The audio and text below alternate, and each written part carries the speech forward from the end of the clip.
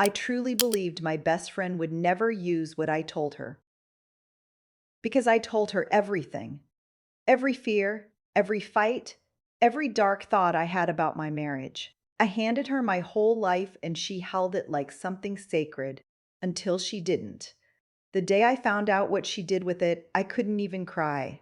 I just sat in my car in the Target parking lot and stared at my phone like the words would rearrange themselves into something that made sense. It started 8 months earlier, when my marriage hit the worst point it had ever been.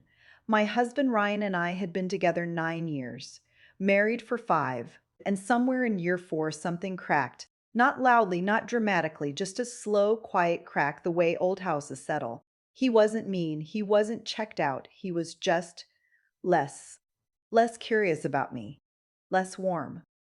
He'd stopped asking about my day and started just waiting for his turn to talk. I started pulling away too, not on purpose, just when someone stops meeting you halfway, you stop walking toward them.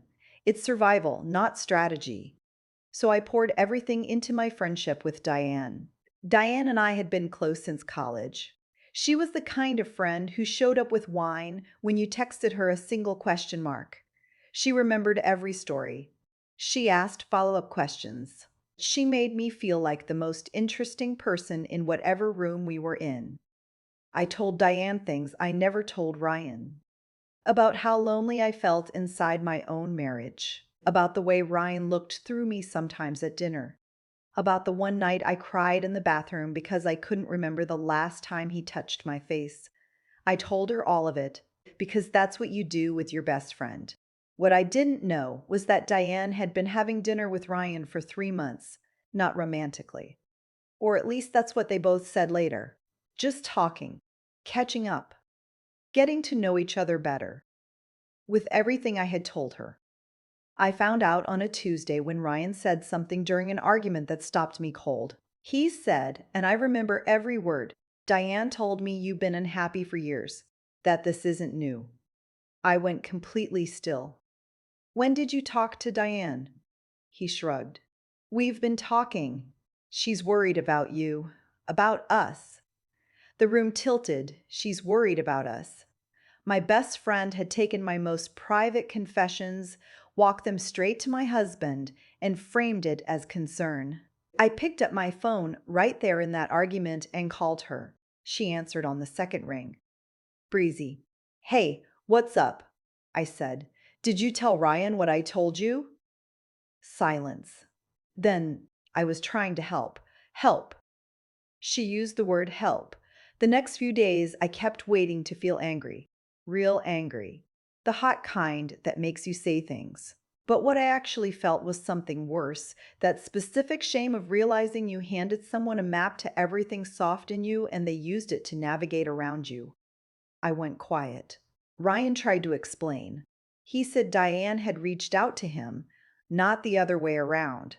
He said she'd told him I was pulling away and she was scared for our marriage. He said it all like it was something kind that had been done. Maybe he believed that. I don't know. What I know is that for 8 months, every vulnerable thing I said to Diane, every 2 a.m. text, every parking lot phone call, every I don't know if I can do this anymore, had been a briefing, a report, filed away and delivered. I thought about all the things I'd said. He makes me feel invisible. I feel like a roommate. I stay because I don't want to blow up my kids' lives. Things I said because I trusted her. Things I said instead of saying them to a therapist because she was cheaper and warmer and always available. She knew everything, and she gave it all away. I didn't blow up at her.